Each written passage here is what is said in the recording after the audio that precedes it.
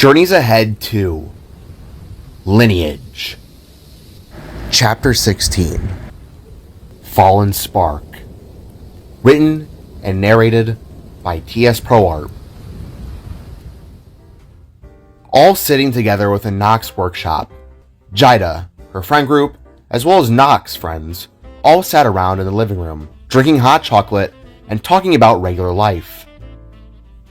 Upon the TV, there was a video live stream of a fireplace that was playing soft Christmas jingles to help entice the mood for the holiday session. The sun had begun to set over the city of Aurora, casting a gorgeous warmth of pinks, purples, and oranges. As for the last few days, snow continued to fall, dousing the grand city more and more within its freezing white confines. As everyone continued to chat and get along, Jida sat beside Winona in a bit of an uncomfortable manner. Her orange hair slowly pulsed with a campfire's hue. Sweat drizzled down her forehead and other crevices, while she ever so gently twitched. Her stomach cramps had felt the worsen.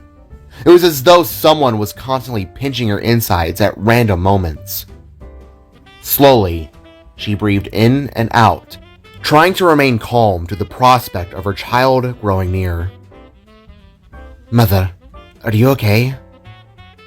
Pavnu asked as she walked up to her with a plate full of freshly baked cookies. Yeah, I'm okay," the guitarist assured as the sounds of Tucker and Muck laughing erupted from the large group.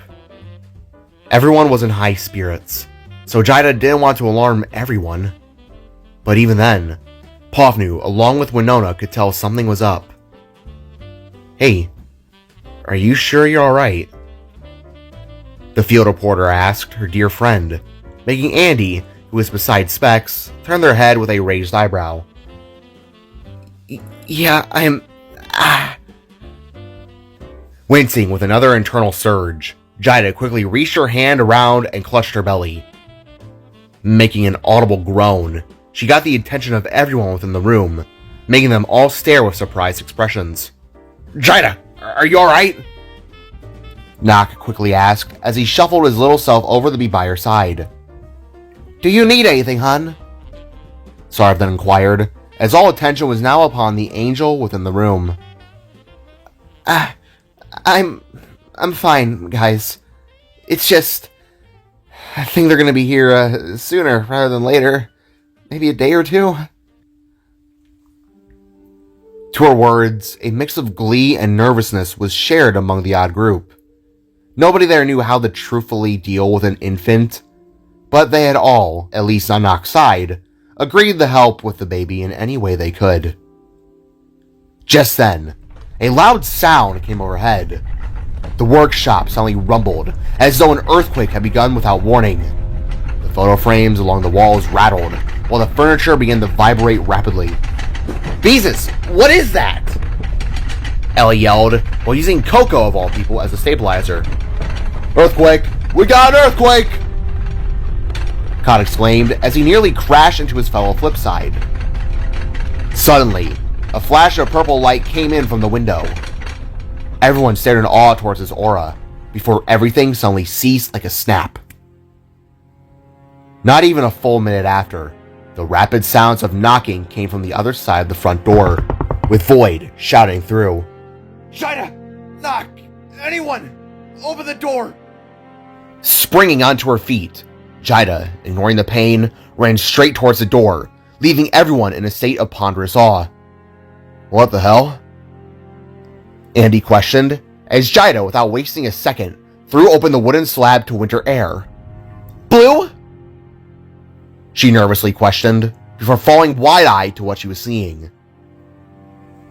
Resting within the workshop's parking lot was the Sparks escape ship, a large, sleek vessel with a bright metallic purple ring glowing behind it. In front, all of the Sparks stood, injured from their fall. Void and Core stood up front, with Lee herding beside them. Harmony and Sika stood near the back, shaken, while Atlas and Evelyn appeared mentally drained. They all did. "Whoa, Guys, what the? Jida asked with shock, as Void suddenly lunged forwards and embraced his wife. Stumbling backwards for a moment, Jida quickly gripped Void in return, while all the other sparks entered the premise. Whoa, Void, what? Jida worriedly questioned, as everyone within looked up and upon the group of literal aliens. Whoa, what the heck?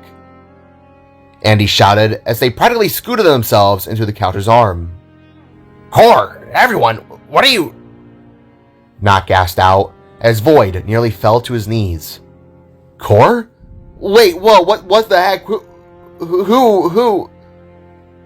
Winona suddenly stuttered as she and the rest of the duo's friend group stared down at the mysterious guest.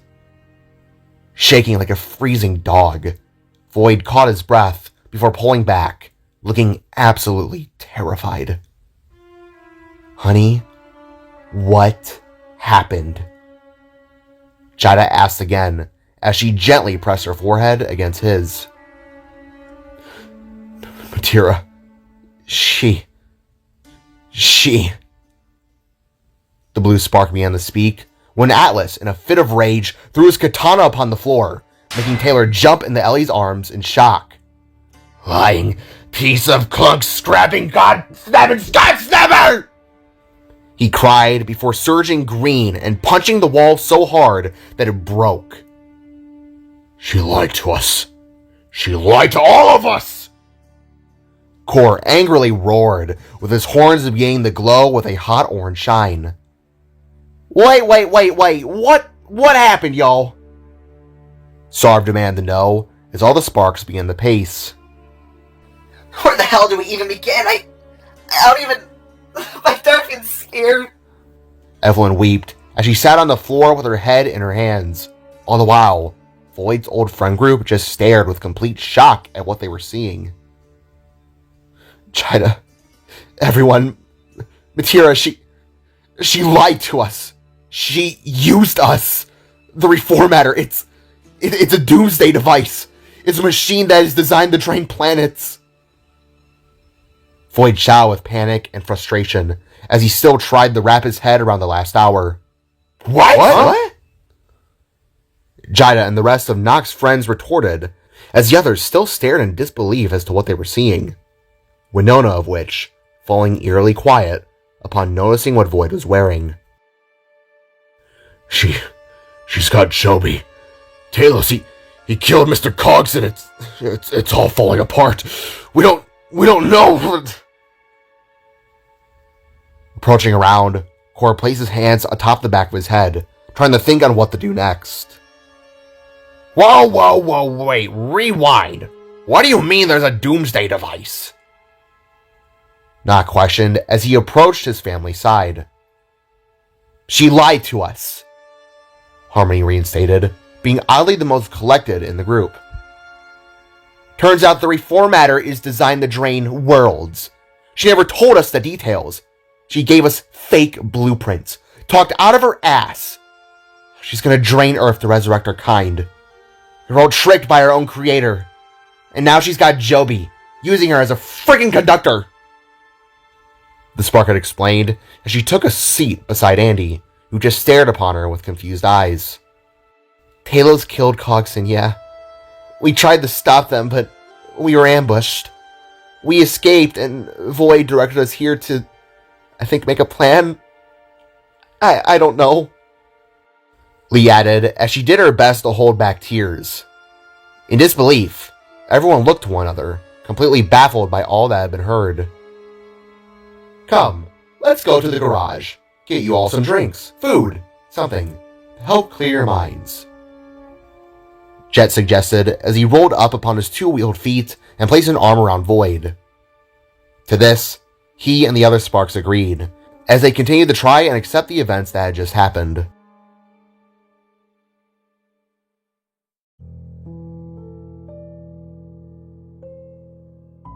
So she killed her own kind and now plans to... Oh, Jesus. Jida repeated the Spark's words in a cold shiver, as everyone now stood around and chatted with one another, trying to explain everything to the best of their abilities. Spock Dad, do you know when it's supposed to, Plovnu nervously questioned, as she handed her dad a well-deserved juice box. I don't know, but we gotta figure out what to do, and fast. Void sailed with both a long sip and sense of fear in his voice, when all of a sudden, Winona and the others of their friend group approached Void and Jida with stunned eyes. Looking up, the married pair fell still. In the heat of panic, they didn't even consider the truth would be revealed, the truth of who they were. In silence, their friends stared back, unsure of what to say, as Winona remained front and center. Hey, okay, I know this is all a bit sudden. Void began to speak, as Winona and the rest remained still, except for Coco, who just felt awkward in the moment as she had always known. Guys, we wanted to tell you all for so long, but... Jida nervously began, when all of a sudden, Winona took a slab of wood from the ground and swung it at Void's head. Whoa, hey! He cried, whilst deploying his battle helmet in defense. With a soft clunk, Winona slowed her swing and just tapped Void on the head. Upon seeing that famous helmet, she quite literally freaked. Oh my god, I'm not crazy! Wow, I always had a hunch! You guys were the Bullet and the Angel the whole time! Oh my god! In shock, everyone eyed the woman down as she began to fan herself, whilst Void slowly began to retract his mask. Surprise? He asked, as the others approached him and Jida. Well, this explains a lot.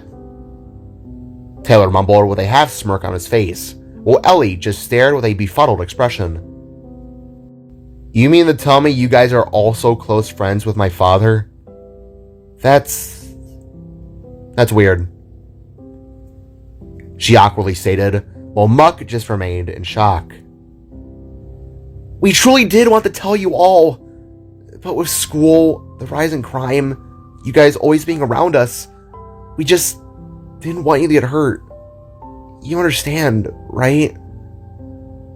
Jada explained as she revealed the purple glow under her belly to all of their shocks. Wow, oh my god, I have so many questions, like, you're all mechanical, that's not skin, you're like a robot. You've got fire powers. You have portal stuff too, you guys... Winona began the ramble, but stopped upon seeing the dour stare in Void's face. The strain. The fear. Are you alright? She then asked, as the audible crunch of Andy chewing upon their comfort food came forth. Yeah, we're still trying to understand this Matera something doomsday device, Taylor replied, as he and the rest tried to understand what they had all heard. Without proper context, they didn't fully feel the weight that was now upon them all. Looking around, Void gazed at his fellow Sparks. Alice and Evelyn sat side by side, huddling and talking. So was Cor, who was holding a sobbing Sika in his arms. She was completely panicked and stressed over Joby, to which nobody could blame her. Even then, Void had never seen his brother so angry, and yet so full of thought. Then, he looked to Harmony and Lee. The two of them were gently embraced around one another, to the point where Harmony carefully wrapped her hand around Lee's in an act of unexpected compassion. Closing his eyes, Void's mind flashed back to what had happened. Cogson's demise, Joby being taken away, the monsters, all the panic. Reopening his blueberry-colored irises, Void immediately looked to Jida, then to her glowing belly, feeling an immediate surge to do something. Guys, we gotta go back. The longer we wait, the sooner it gives those two time to activate the reformatter, Void said, getting everyone's attention. I agree, but if we don't have a plan of action, we can't just go in guns blazing. it would be a death sentence. Harmony replied, making all of the sparks stare at one another with deep thought. I know, but if we don't act, we waste what is without a doubt important time, however long that may be. The little spark went on as Core finally stood. There are ways we can enter unnoticed. We'll more than likely have to take the ship and return to the hangar. After that, Core began to slow his words as anger began to swell in his heart. I do not know how we shall go forth from there. But if there's one thing I know for certain, Matira will pay for her actions. The older Novason stated, as light matter essence bloomed through his seams. We're not seriously considering rushing her, are we? She's a literal god. What fighting chance do we have? Evelyn asked. That's exactly the point. We don't have one. We're gonna have to find a way to shut the systems down. We're strong, but not godly strong. Void began again as he tried to think on what to do. We're gonna have to be strategic, smart. We may have to split up once inside just to avoid her wrath. Getting up with heavy steps, Jida approached and placed a hand upon her husband's shoulder, making him turn with a curious manner. If it's a mission to save the world, then I'm coming with you, she said, making Void sharply turn. Jida, no. We've talked about this. Void stayed with a petrified expression to his wife's words. We have? And you're not alone anymore. May I remind you that we are a team? She asked with a boop to his cheek. You're due any day, Void replied, to which Jida smirked. Yeah, and I'm gonna make sure that day comes. With a snap in her fingers, Jida summoned forth her cloak per se, which in truth was an updated armor set designed by her and Void, shortly after the events of Lotus's attack. This gear was predominantly shades of orange, red, and gray, with steel-padded elements on her upper body and lower legs. From around her neck rested a massive orange scarf that shimmered beautifully in the light. With a knot on her head, Jida summoned forth her very own battle helmet that allowed for her hair to extend back into a ponytail. Thanks to how the armor shared spark tech, Jida's belly was also secured in a steel plate. Oh, that's so cool! Winona boasted, with Coco leaping forwards. Care to make some extra room for backup? She asked, to everyone's surprise, which got several others to step forwards. Mind if we bring the heat? Ain't nobody messing with our planet. Sarv asked, as her and Tucker both pulled out pistols from their holiday sweaters. What the hell? Kat reacted, as Jet and Povnu suddenly rolled up. We're all here for you, my creator. We shall fight by your side. The computer bot said, We stand together. The spectral fox added, with Winona being the last to step forwards. Count me in too. I'm sure I can be of use, she assured, leaving Andy feeling a bit perplexed. What? They stuttered, unsure of how to react. Guys, this is a goddess. A spark-born god. You could get hurt, Void said, to which Jida hugged him in response. Hey, if me and you could take on Lotus by ourselves, then we all can surely take Matira down as a team, Jida assured, in which, after a moment of thinking, made Void feel a bit at peace. I guess you're right. Doesn't change the fact that this makes me worried sick. Void finally agreed, getting everyone except for Nock, Kot, and the rest of the friend group joining in. Winona? Are you really gonna... Andy asked their new companion, to which she turned with a smirk. Help save the world? Yup. Wanna join? She asked, to which Andy took a small step back. Maybe another time. I don't even know half of what's going on right now, they said, with the other friends agreeing nods. We would join you, but without the thumper, We don't have much, Max said as he looked to the others with worry. It's alright, little man. I think we have enough support power. At least I hope. Evelyn stated as they all turned to look out of the garage window, and then towards the ship. Alright, who here hasn't gone to space? Cor asked, to which Pofnu, Winona, Coco, Sarv, Tucker, and Jet raised their hands. Well, best bring a bag.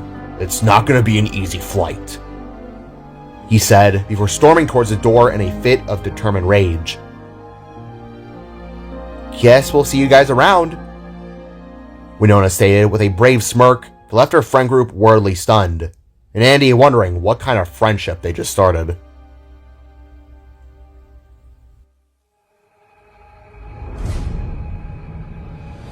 Approaching the Spark's old craft, they all got in one by one.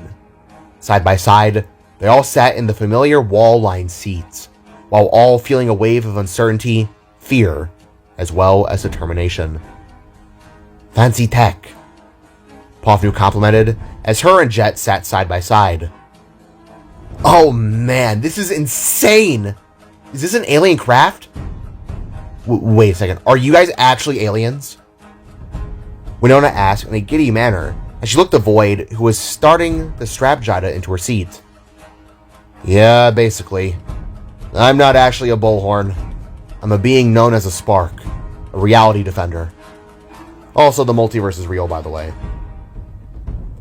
The Spark explained in a monotone voice, making Winona stare with her jaw dropped. Nah, you're playing, right? She then asked with a smile as all the main Sparks got up front to man the controls. They'll surely see us coming. We installed battle stations on the damn thing, remember? Seeker reminded as Cor began to start the ship's super advanced engine. I recall, but unlike last time we rode in one of these things, we're flying towards the danger, he stated as it began to rise off the ground with a purple shine. Shobi needs us, and I'm not gonna fall back for anything.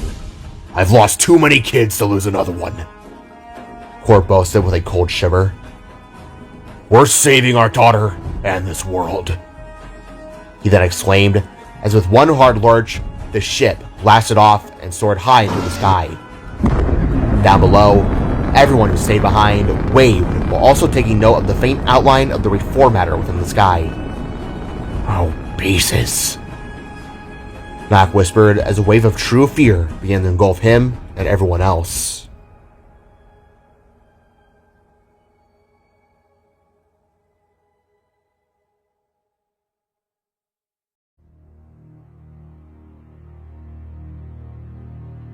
Within the fraction of moments, the Spark spacecraft breached Earth's atmosphere and entered the starry abyss of outer space.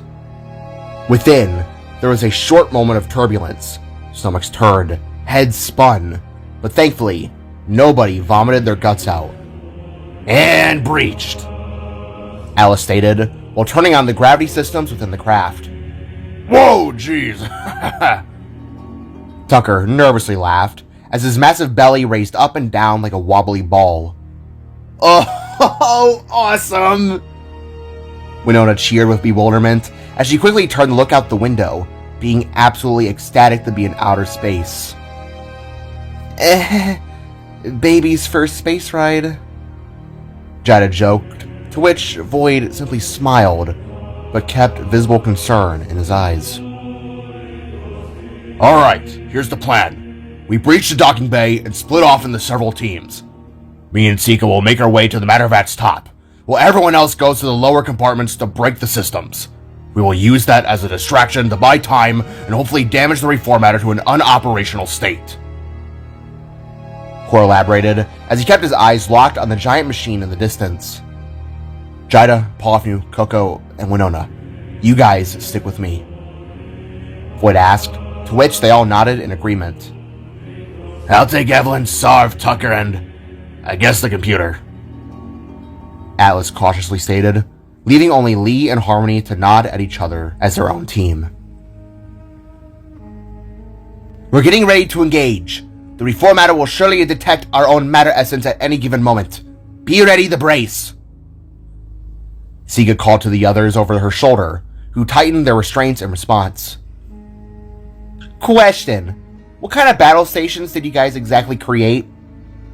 Coco asked from the back, only to be suddenly greeted by an answer.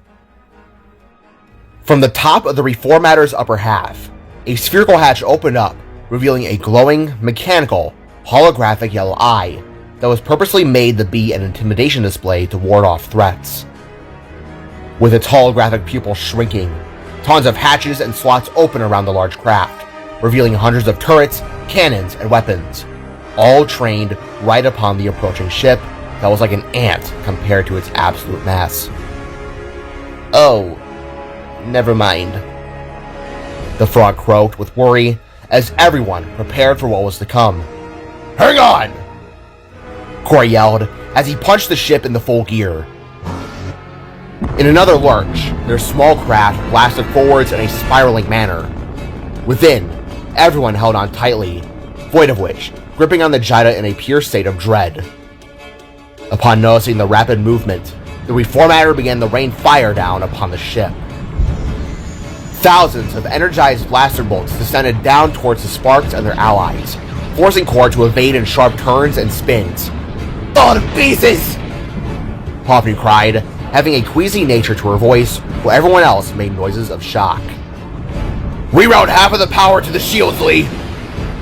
Core barked, gripping the control wheel as the ship lurched slightly from evasive maneuvers. We can't let them breach the outer layer. If we're struck just once, it's over! Alice cried, making all those who had joined feel a deep pit grow in their stomachs. What? Winona asked with a less excited tone as they went from left to right and all around. I'm on it! Lee responded as she ran her metallic fingers across a holographic interface near the front of the craft. The soft hum of machinery around the group began a fiery sympathy of alarms as blaring sirens merged with the thruster's roar.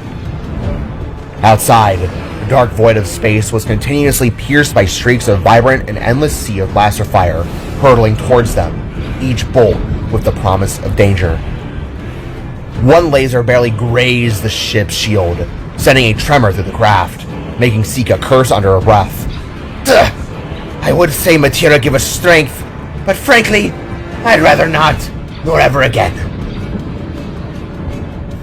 In the heat of the chaos, Core yanked the controls with precision, tilting the vessel sharply to the right. The motion itself sent those within gasping in their seats, their bodies pressed hard against restraints as the ship swerved through space. Just as they righted themselves, another wave of punctuating beams cut through the darkness, bright and furious like angry comets.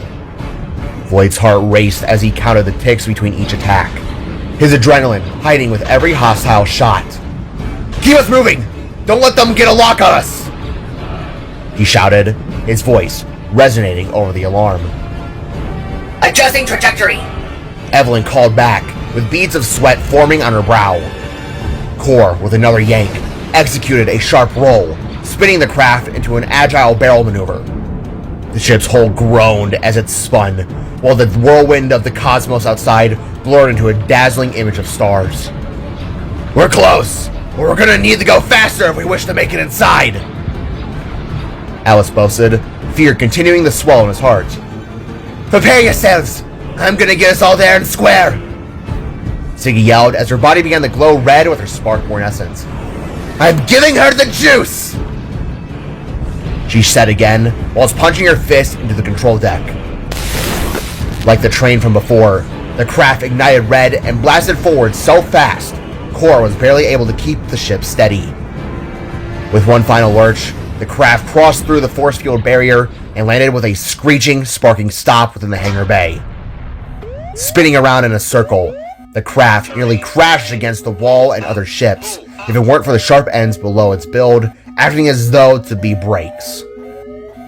As they came to a stop, everyone inside began to catch their breaths, feeling absolutely shell-shocked with the crazy experience they had just had. God! Sarv hooted, as the Sparks all stood and looked back at one another. Are you all good? Harmony asked towards the crew, who all either agree with thumbs up or by nodding their baffled heads. A little dazed, but I think we're alright. Jida said with a dizzying tone, to which the others agreed. Alive! In here. That's all that matters. Tucker croaked out, as he and the rest started to unbuckle. Slowly and carefully, one by one, everyone exited the craft, but to their shock, found nothing to be waiting for them. The hangar was as quiet as a mouse.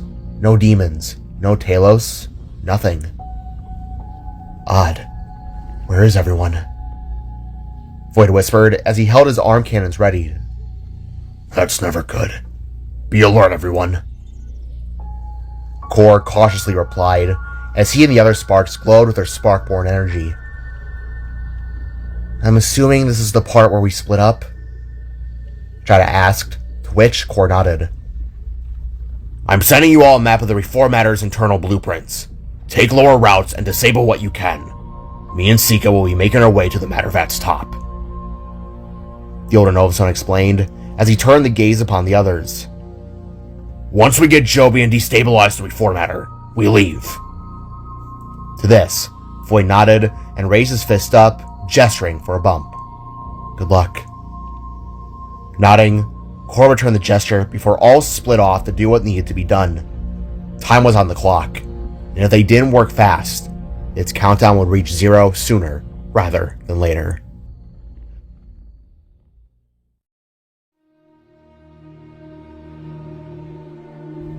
Within the Reformatter, the 4 teams began to make their rounds.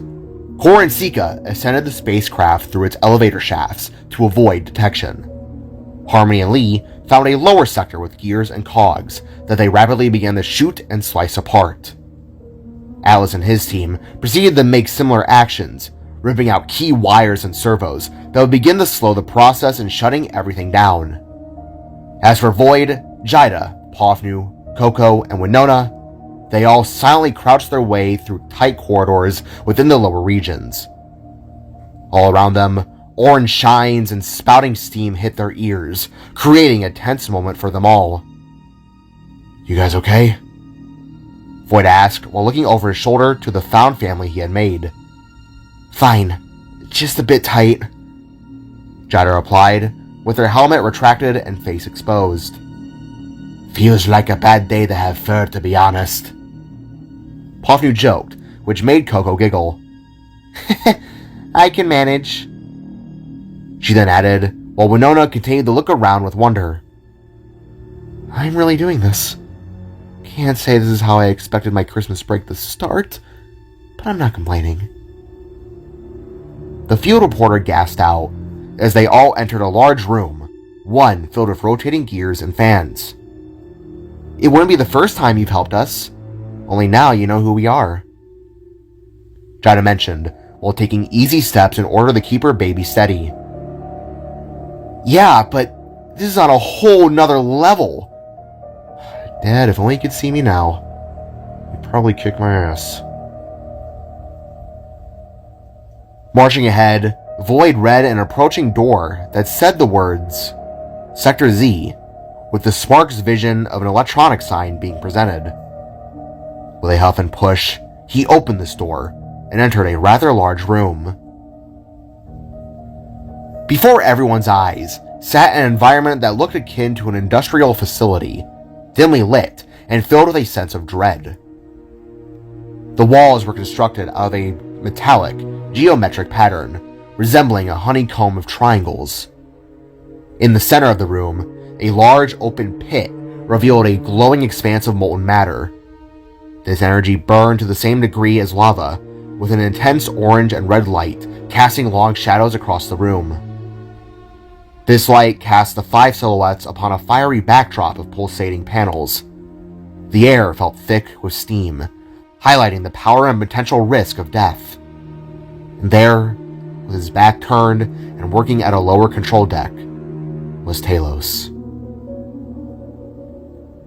Holding his arm out, Void halted all the girls behind him and gestured for them to stay low.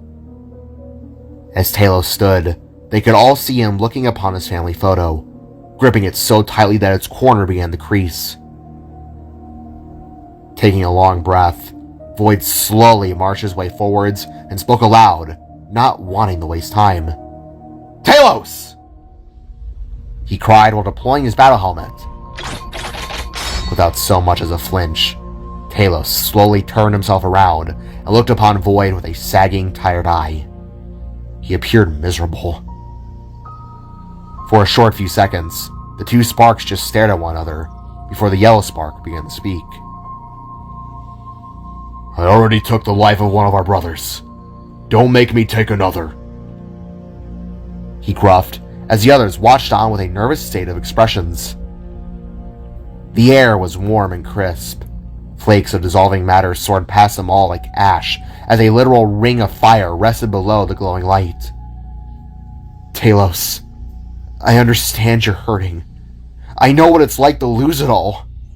But this isn't right," Void stated as he took one step forwards with a hand extended. "You're one to talk. You don't even know the prospect of losing a wife, let alone a child."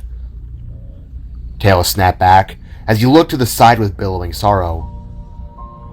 "I know you see me as a monster. You think my actions are inexcusable. But you don't even understand the kind of mental torture losing a kid can bring upon you." Turning back forwards, Talos scowled with a purple surge of dark matter leaving his body that contrasted sharply against the orange light. "I can't say I do. But what I do know is this. Rage. Anger. It gets you nowhere. It was only when I began to accept responsibility, things worked out in the end. Genocide to a whole world for an experiment that may not work? Stop and think, Talos. This isn't what we do." Void tried to reason with his fellow spark, who only grew brighter with lavender power. "I don't think you recall what I said back on that boat, boy. I will stop at nothing until I see my wife and daughter again," Talos repeated as he began to burn with a mix of purple flames and oozing slime. "Just leave now.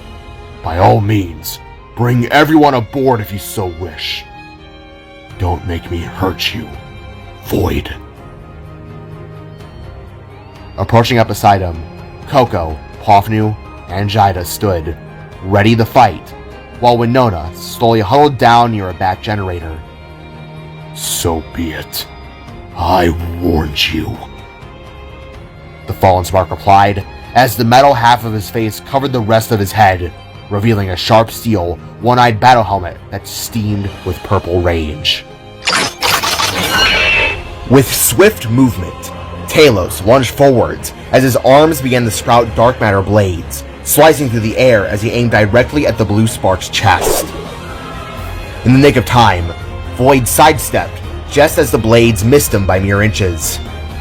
Instinctively, he countered with a quick slash of his activated axe, forcing Talos to tumble back, narrowly avoiding the deadly arc of the burning blade. "Don't do this! We can find another way!" Void shouted, trying to keep reason with the other spark, who took a warning slash at Void's allies. In a unified flip, Pofnu and Coco leapt out of the way, while Jida short-warped to the side.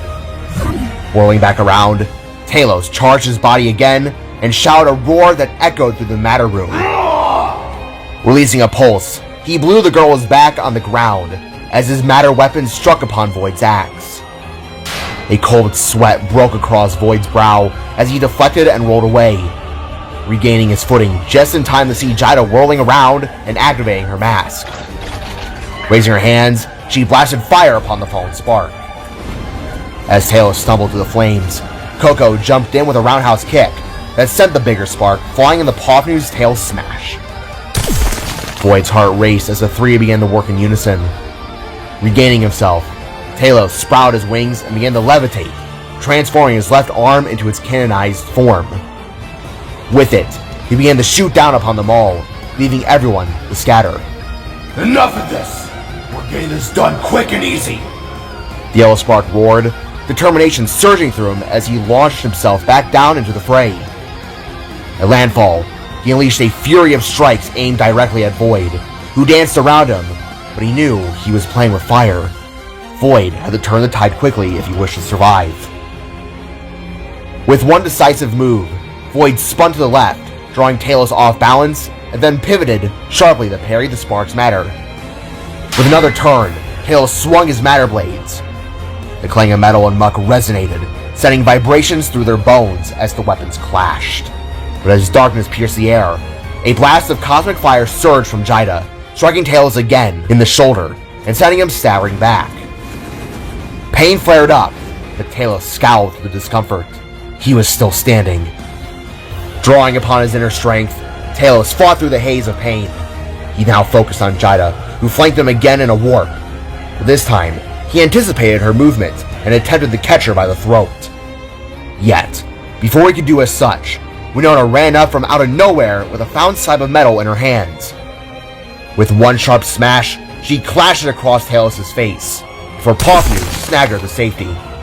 "Talos, listen to me! You don't have to go through with this! You can still make the right choice!"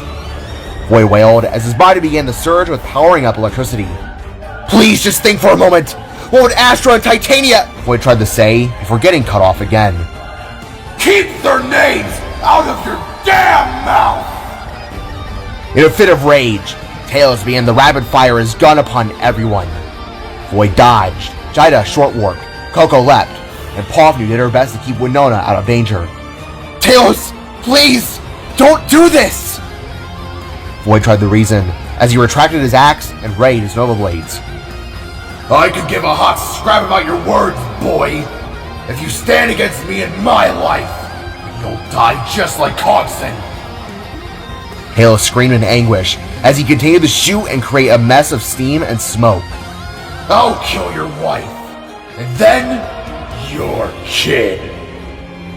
Talos had lost it. He had grown obsessed with reviving his people to a point where he was a broken soul. Through it all, Void could still understand Talos. Unfortunately, loss seemed to take a toll on everyone in different ways. Talos being one of the worst examples of this fact. Taking a deep breath, Void spurted out of the smoke and dodged a randomly shot blaster fire. With flips and turns, he rushed upon Talos, knowing what he was about to do would be extremely painful. With one quick slash, Void swiped away Talos' metal face guard, revealing the scarred remains beneath. With a turn, he then cut a gash into his Sparkborn armor, which led to one clean slice through the arm. Within the fraction of a second, Talos' left limb was severed at just the right angle where he wouldn't die from the wound. Before the yellow spark could scream, Void surged his leg with an electric pulse and kicked Talos so hard he crashed into the control deck, breaking it and shattering the internal system of this part of the reformatter. As quickly as it began, the fight was done. As the dust settled and all came to a screeching halt, Void and the others watched Talos, as he first laid in anguish upon the ground, but then slowly stood upon his feet. "No, the reactor core," he gruffed in pain as he slowly stood fully upright. No.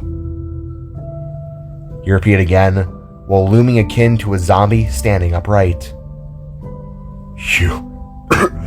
You destroyed a vital aspect of this, to saving our...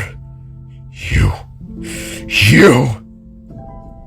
Talos started in pain as he supported himself upon the shattering control panel. "I'm sorry, Talos, but we can't allow this to happen. You've betrayed Spark Honor.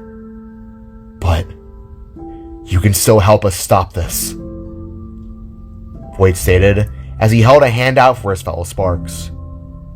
"There's good in you. Hell, I've come to learn that there's goodness in a lot of people. A lot of bad people. It's not too late to turn over a new leaf." The Spark went on as he approached closer and closer. "You can make this right.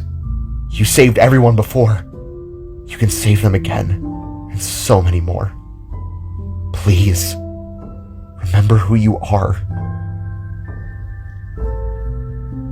Wincing, Talos looked upon Void and his found family, After all he had done, this spark was giving him a chance? And yet, through it all, he was still numb. He didn't care. All Talos wanted was to see his family again. Looking around, he could see the alerts blaring. The reformator was slowly being taken apart, one piece at a time. His little crash alone would already be a 2-year setback in and of itself. He couldn't wait any longer. He just couldn't. Slowly, Talos reached into his pocket and pulled out his family photo. Looking back at him was Titania and Astra, his wife and daughter. Weakly shaking, Talos slowly looked back up and eyed Void down, who still held his hand for his. You've got heart, Nova Son. But if I can't live this life without them, then there's nothing for me to wake up for. Talos whispered as he held the photo close to his chest. Nothing. Nothing. The spark repeated again, as he, without warning, began to lean backwards towards the light. Talos! Void shouted with a reaching lunge, but Talos had already made his decision. Falling backwards, the yellow spark plummeted down the center pit, and was greeted to the embrace of molten matter.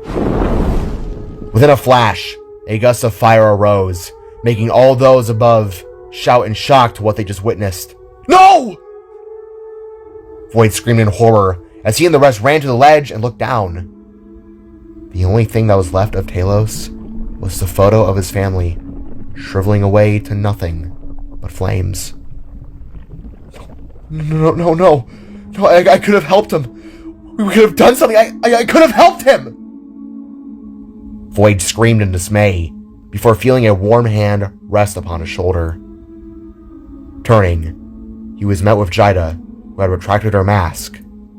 The look upon her face was that of sorrow, but an understanding one. A face that said she had seen something like this before.